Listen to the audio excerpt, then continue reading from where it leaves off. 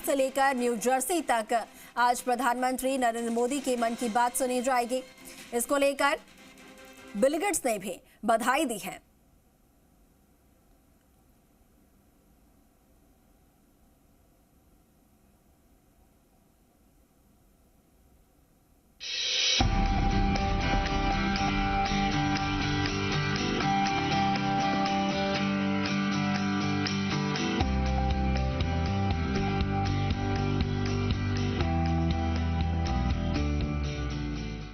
मेरे प्यारे देशवासियों, नमस्कार। आज मन की बात का 100वां एपिसोड है। मुझे आप सबकी हजारों चिट्ठियां मिली हैं, लाखों संदेश मिले हैं और मैंने कोशिश की है कि ज्यादा से ज्यादा चिट्ठियों को पढ़ पाऊं, देख पाऊं, संदेशों को जरा समझने की कोशिश करूं। आपके पत्र पढ़ते हुए कई बार मैं भावुक हुआ, भावनाओं से भर गया, भावनाओं में बह गया और खुद को फिर संभाल भी लिया। आपने मुझे मन की बात के 100वें एपिसोड पर बधाई दी है, लेकिन मैं सच्चे दिल से कहता हूं, दरअसल बधाई के पात्र तो आप सभी मन की बात के श्रोता हैं, हमारे देशवासी हैं। मन की बात कोटि कोटि भारतीयों के मन की बात है, उनकी भावनाओं का प्रकटीकरण है। साथियों, 3 अक्टूबर 2014 विजयादशमी का वो पर्व था और हम सब ने मिलकर विजयादशमी के दिन मन की बात की यात्रा शुरू की थी। विजयादशमी यानी बुराई पर अच्छाई की जीत का पर्व। मन की बात भी देशवासियों की अच्छाइयों का, सकारात्मकता का एक अनोखा पर्व बन गया है। एक ऐसा पर्व जो हर महीने आता है, जिसका इंतजार हम सभी को होता है। हम इसमें पॉजिटिविटी को सेलिब्रेट करते हैं, हम इसमें पीपल्स पार्टिसिपेशन को भी सेलिब्रेट करते हैं। कई बार यकीन नहीं होता कि मन की बात को इतने महीने और इतने साल गुजर गए। हर एपिसोड अपने आप में खास रहा। हर बार नए उदाहरणों की नवीनता, हर बार देशवासियों की नई सफलताओं का विस्तार। मन की बात में पूरे देश के कोने कोने से लोग जुड़े, हर आयु वर्ग के लोग जुड़े। बेटी बचाओ बेटी पढ़ाओ की बात हो, स्वच्छ भारत आंदोलन हो, खादी के प्रति प्रेम हो या प्रकृति की बात, आजादी का अमृत महोत्सव हो या फिर अमृत सरोवर की बात। मन की बात जिस विषय से जुड़ा वो जन आंदोलन बन गया और आप लोगों ने बना दिया। जब मैंने तत्कालीन अमेरिकी राष्ट्रपति बराक ओबामा के साथ साझा मन की बात की थी, तो इसकी चर्चा पूरे विश्व में हुई थी। साथियों, मन की बात मेरे लिए तो दूसरों के गुणों की पूजा करने की तरह ही रहा है। मेरे एक मार्गदर्शक थे, श्री लक्ष्मण राव जी इनामदार। हम उनको वकील साहब कहा करते थे। वो हमेशा कहते थे कि हमें दूसरों के गुणों की पूजा करनी चाहिए। सामने कोई भी हो, आपके साथ का हो, आपका विरोधी हो, हमें उसके अच्छे गुणों को जानने का, उनसे सीखने का प्रयास करना चाहिए। उनकी इस बात ने मुझे हमेशा प्रेरणा दी है। मन की बात दूसरों के गुणों से सीखने का बहुत बड़ा माध्यम बन गई है। मेरे प्यारे देशवासियों, इस कार्यक्रम ने मुझे कभी भी आपसे दूर नहीं होने दिया। मुझे याद है, जब मैं गुजरात का मुख्यमंत्री था तो वहां सामान्य जन से मिलना जुलना स्वाभाविक रूप से हो ही जाता था। मुख्यमंत्री का कामकाज और कार्यकाल ऐसा ही होता है, मिलने जुलने के अवसर बहुत मिलते रहते हैं। लेकिन 2014 में दिल्ली आने के बाद मैंने पाया कि यहाँ का जीवन तो बहुत ही अलग है। काम का स्वरूप अलग, दायित्व अलग, स्थितियां परिस्थितियों के बंधन, सुरक्षा का तामझाम, समय की सीमा। शुरुआती दिनों में कुछ अलग महसूस करता था, खाली खाली सा महसूस करता था। 50 साल पहले मैंने अपना घर इसलिए नहीं छोड़ा था कि एक दिन अपने ही देश के लोगों से संपर्क ही मुश्किल हो जाएगा। जो देशवासी मेरा सब कुछ है, मैं उनसे ही कट करके जी नहीं सकता था। मन की बात ने मुझे इस चुनौती का समाधान दिया, सामान्य मानवी से जुड़ने का रास्ता दिया। पदभार और प्रोटोकॉल व्यवस्था तक ही सीमित रहा और जनभाव कोटि कोटि जनों के साथ मेरे भाव विश्व का अटूट अंग बन गया। हर महीने मैं देश के लोगों के हजारों संदेशों को पढ़ता हूं। हर महीने में देशवासियों के एक से एक अद्भुत स्वरूप के दर्शन करता हूं। मैं देशवासियों के तप त्याग की पराकाष्ठा को देखता हूं, महसूस करता हूं। मुझे लगता ही नहीं है कि मैं आपसे थोड़ा भी दूर हूं।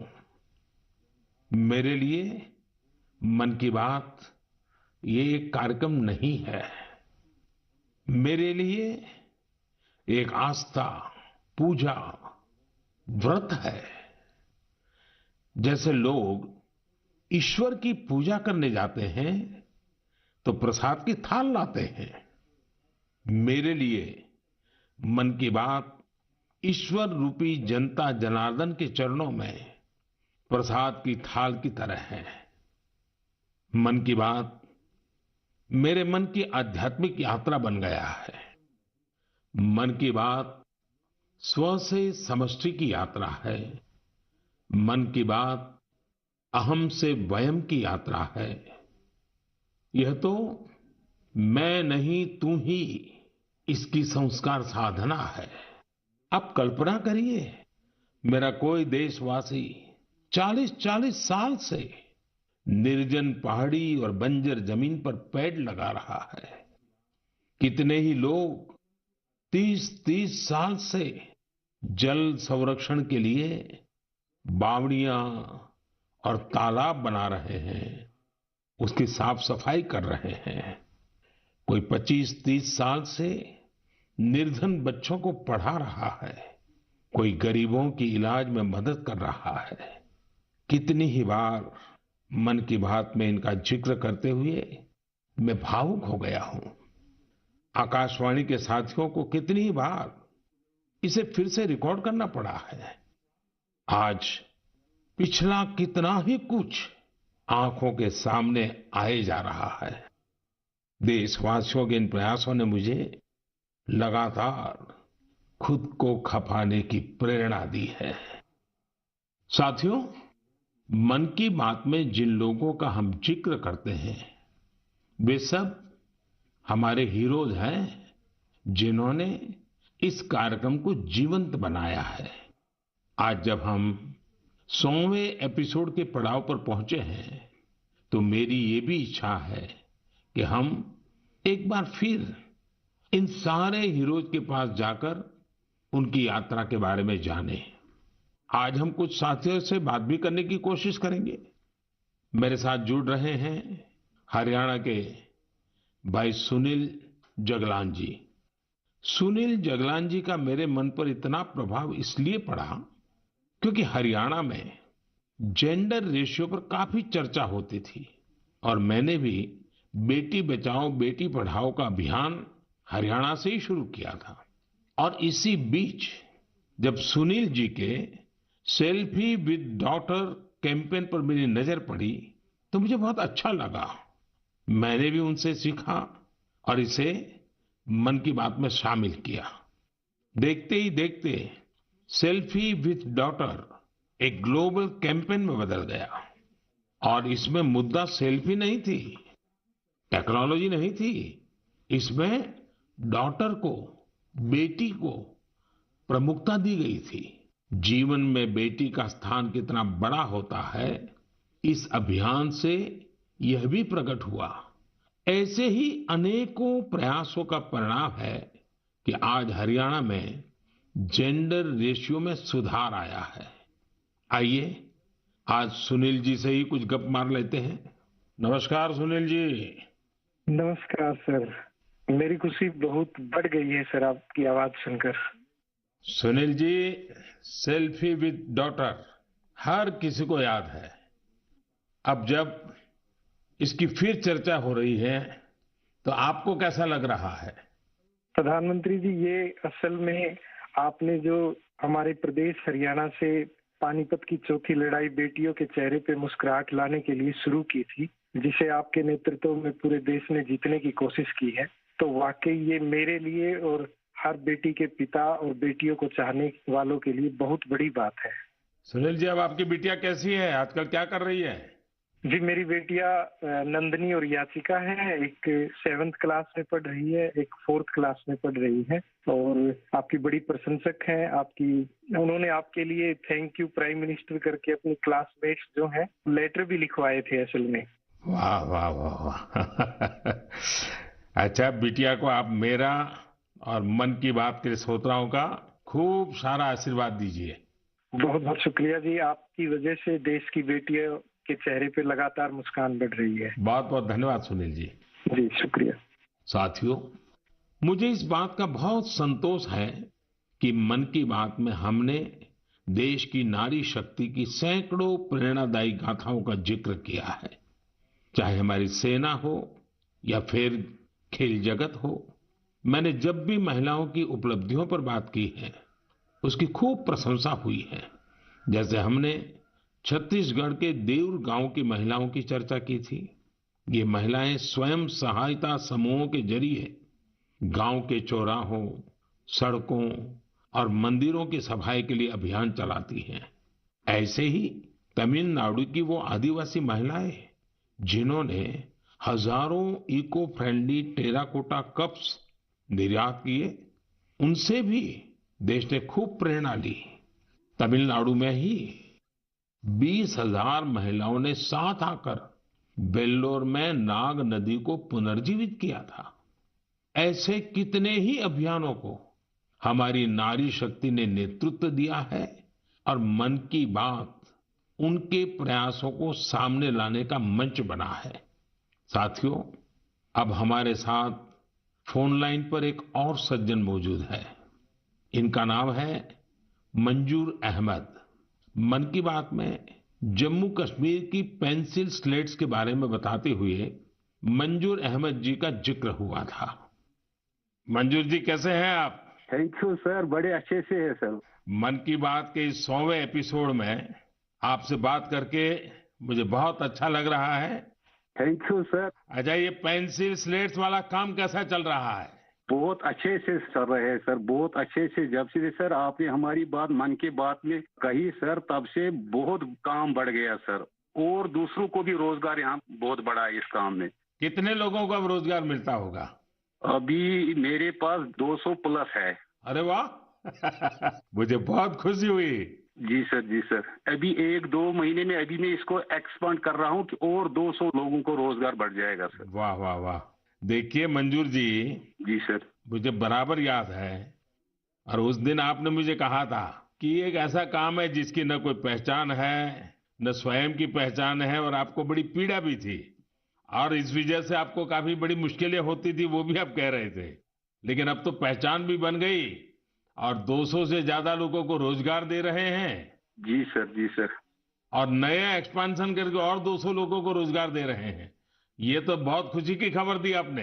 एवं सर, यहाँ पे जो फार्मर है सर, उनका भी बहुत बड़ा इसमें फायदा मिला सर तब से। हाँ। 2000 का ट्री बेचते थे, अभी वही ट्री 5000 तक पहुंच गया सर। इतनी डिमांड बढ़ गई है सर इसमें तब से, और अपनी पहचान भी बन गई। इसमें बहुत से आर्डर है अपने पास सर। अभी मैं आगे 1-2 महीने में और एक्सपेंड करके और 200-250 2-4 गांव में जितने भी लड़के लड़के हैं इसमें एडजस्ट हो सकता है, उनका भी रोजी रोटी चल सकता है सर। देखिए मंजूर जी, वोकल फॉर लोकल की ताकत कितनी जबरदस्त है, आपने धरती पर उतार के दिखा दिया है। जी sir, ji sir.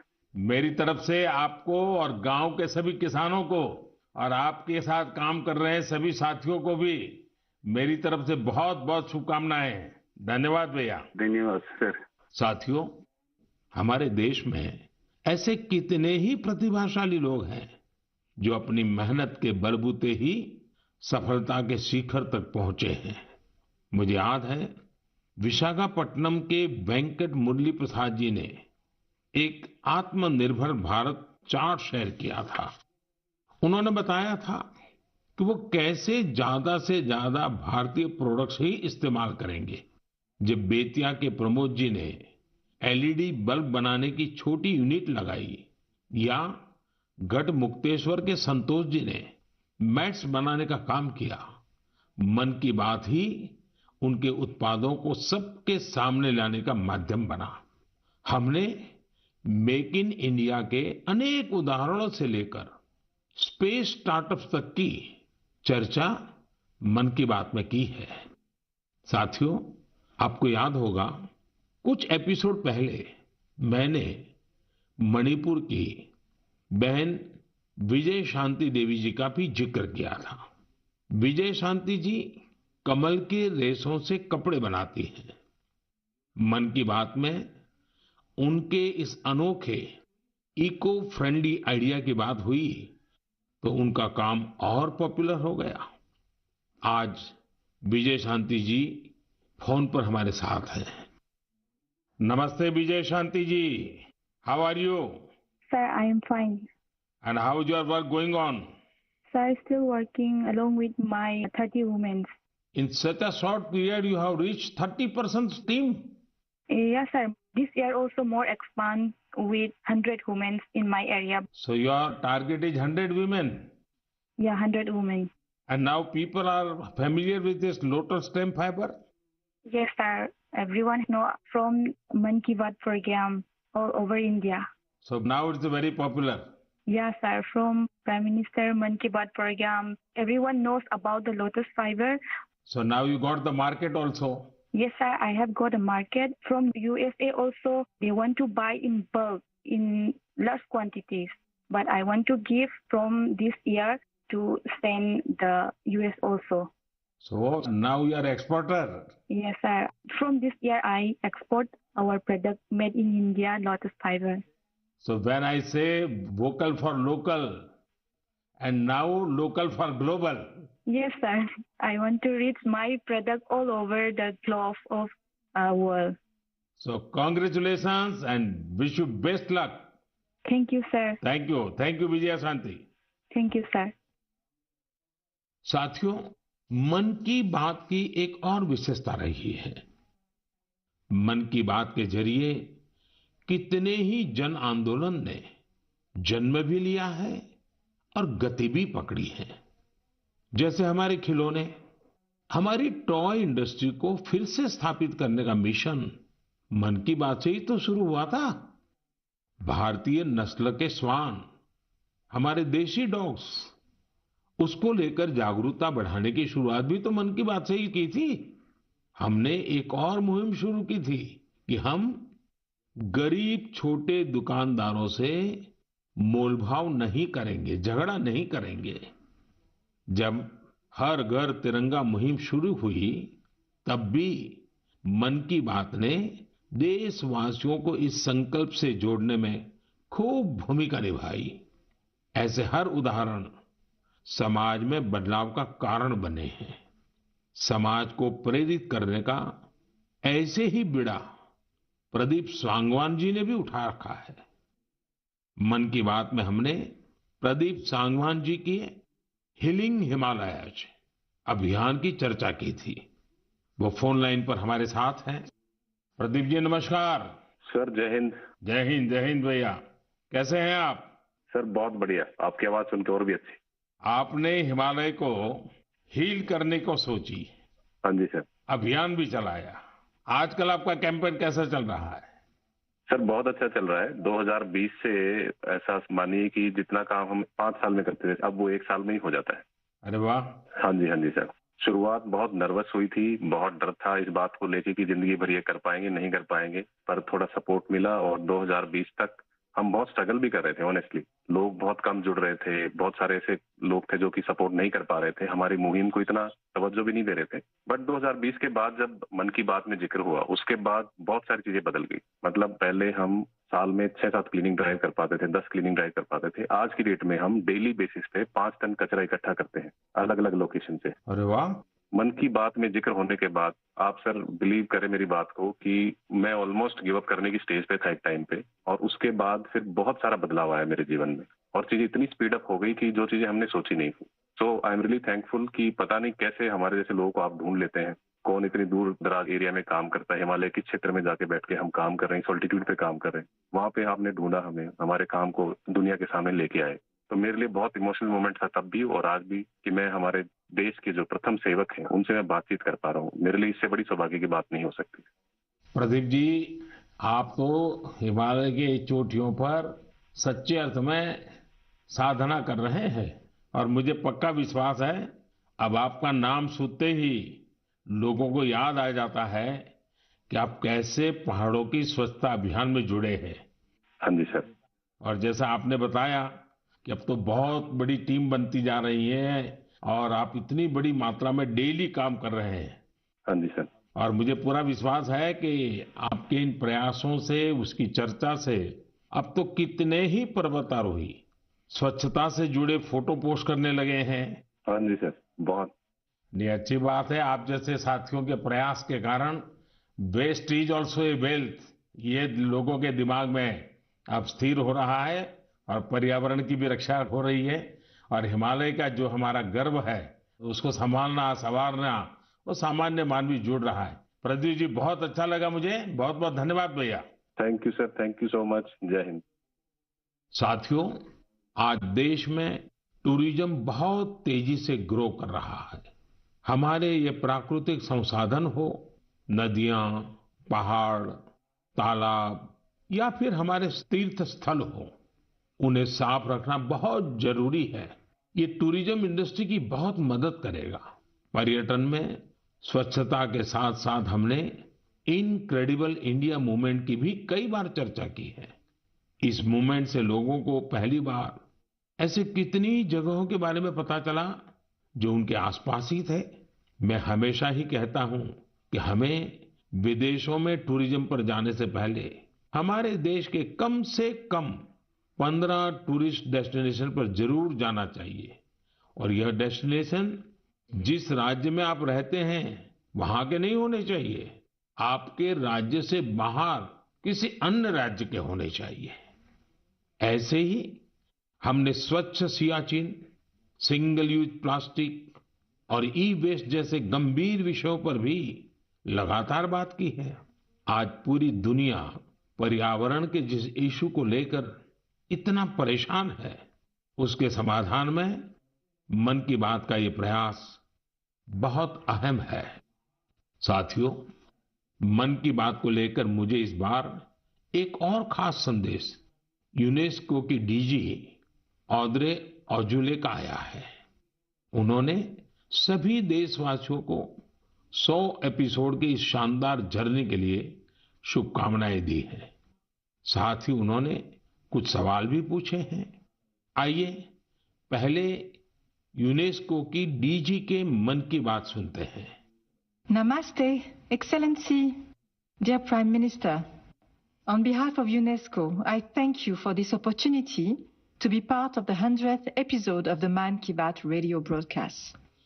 UNESCO and India have a long common history. We have very strong partnerships together in all areas of our mandate: education, science, culture, and information. And I would like to take this opportunity today to talk about the importance of education.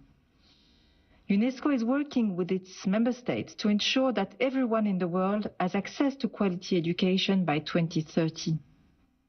With the largest population in the world, could you please explain the Indian way to achieving this objective? UNESCO also works to support culture and protect heritage, and India is chairing the G20 this year. World leaders will be coming to Delhi for this event. Excellency, how does India want to put culture and education at the top of the international agenda? I once again thank you for this opportunity and convey my very best wishes through you to the people of India. À bientôt. Merci beaucoup. Thank you, Excellency. I am happy to interact with you in the 100th Mann Ki Baat program. I am also happy that you have raised the important issues of education and culture. साथियों, UNESCO की DG ने education और cultural preservation यानी शिक्षा और संस्कृति संरक्षण को लेकर भारत के प्रयासों के बारे में जानना चाहा है। ये दोनों ही विषय मन की बात के पसंदीदा विषय रहे हैं। बात शिक्षा की हो या संस्कृति की, उसके संरक्षण की बात हो या संवर्धन की, भारत की यह प्राचीन परंपरा रही है। इस दिशा में आज देश जो काम कर रहा है वो वाकई बहुत सराहनीय है। नेशनल एजुकेशन पॉलिसी हो या क्षेत्रीय भाषा में पढ़ाई का विकल्प हो, एजुकेशन में टेक्नोलॉजी इंटीग्रेशन हो, आपको ऐसे अनेक प्रयास देखने को मिलेंगे। वर्षों पहले गुजरात में बेहतर शिक्षा देने और ड्रॉप आउट रेट्स को कम करने के लिए गुणोत्सव और शाला प्रवेश उत्सव जैसे कार्यक्रम जन भागीदारी की एक अद्भुत मिसाल बन गए थे। मन की बात में हमने ऐसे कितने ही लोगों के प्रयासों को हाईलाइट किया है जो निस्वार्थ भाव से शिक्षा के लिए काम कर रहे हैं। आपको याद होगा, एक बार हमने ओडिशा में ठेले पर चाय बेचने वाले स्वर्गीय डी प्रकाश राव जी के बारे में चर्चा की थी, जो गरीब बच्चों को पढ़ाने के मिशन में लगे हुए थे। झारखंड के गांवों में डिजिटल लाइब्रेरी चलाने वाले संजय कश्यप जी हो, कोविड के दौरान ई लर्निंग के जरिए कई बच्चों की मदद करने वाली हेमलता एनके जी हो, ऐसे अनेक शिक्षकों के उदाहरण हमने मन की बात में लिए हैं। हमने कल्चरल प्रिजर्वेशन के प्रयासों को भी मन की बात में लगातार जगह दी है। लक्षद्वीप का कुम्मेल ब्रदर्स चैलेंजर्स क्लब हो या कर्नाटका के क्वेमश्री जी कला चेतना जैसे मंच हो, देश के कोने कोने से लोगों ने मुझे चिट्ठी लेकर ऐसे उदाहरण भेजे। हमने उन 3 कॉम्पिटिशन्स को लेकर भी बात की थी जो देशभक्ति पर गीत, लोरी और रंगोली से जुड़े थे। आपको ध्यान होगा, एक बार हमने देश भर के स्टोरी टेलर्स से स्टोरी टेलिंग के माध्यम से शिक्षा की भारतीय विधाओं पर चर्चा की थी। मेरा अटूट विश्वास है कि सामूहिक प्रयास से बड़े से बड़ा बदलाव लाया जा सकता है। इस साल हम जहां आजादी के अमृतकाल में आगे बढ़ रहे हैं, वहीं G20 की अध्यक्षता भी कर रहे हैं। यह भी एक वजह है कि एजुकेशन के साथ साथ डाइवर्स ग्लोबल कल्चर्स को समृद्ध करने के लिए हमारा संकल्प और मजबूत हुआ है। मेरे प्यारे देशवासियों, हमारे उपनिषदों का एक मंत्र सदियों से हमारे मानस को प्रेरणा देता आया है, चरैवेति चरैवेति चरैवेति, चलते रहो चलते रहो चलते रहो। आज हम इसी चरैवेति चरैवेति की भावना के साथ मन की बात का 100वां एपिसोड पूरा कर रहे हैं। भारत के सामाजिक ताने बाने को मजबूती देने में मन की बात किसी भी माला के धागे की तरह है जो हर मनके को जोड़े रखता है।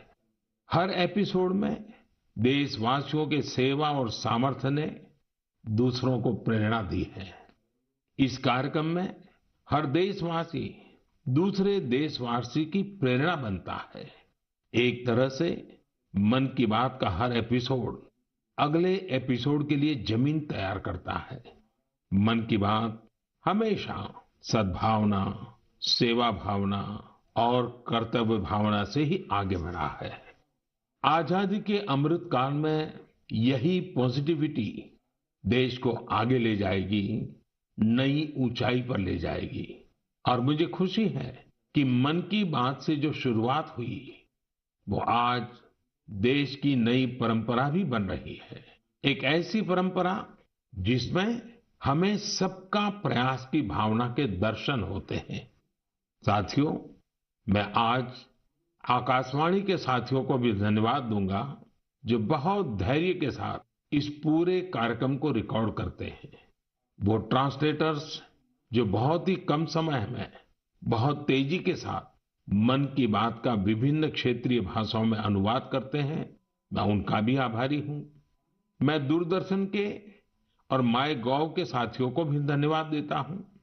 देश भर के टीवी चैनल्स, इलेक्ट्रॉनिक मीडिया के लोग जो मन की बात को बिना कॉमर्शियल ब्रेक के दिखाते हैं, उन सभी का मैं आभार व्यक्त करता हूं। और आखिरी में मैं उनका भी आभार व्यक्त करूंगा जो मन की बात की कमान संभाले हुए हैं। भारत के लोग, भारत में आस्था रखने वाले लोग, ये सब कुछ आपकी प्रेरणा और ताकत से ही संभव हो पाया है। साथियों, वैसे तो मेरे मन में आज इतना कुछ कहने को है कि समय और शब्द दोनों कम पड़ रहे हैं, लेकिन मुझे विश्वास है कि आप सब मेरे भावों को समझेंगे, मेरी भावनाओं को समझेंगे। आपके परिवार के ही एक सदस्य के रूप में मन की बात के सहारे आपके बीच में रहा हूं, आपके बीच में रहूंगा। अगले महीने हम एक बार फिर मिलेंगे, फिर से नए विषयों और नई जानकारियों के साथ देशवासियों की सफलताओं को सेलिब्रेट करेंगे। तब तक के लिए मुझे विदा दीजिए और अपना और अपनों का खूब ख्याल रखिए। बहुत बहुत धन्यवाद। नमस्कार।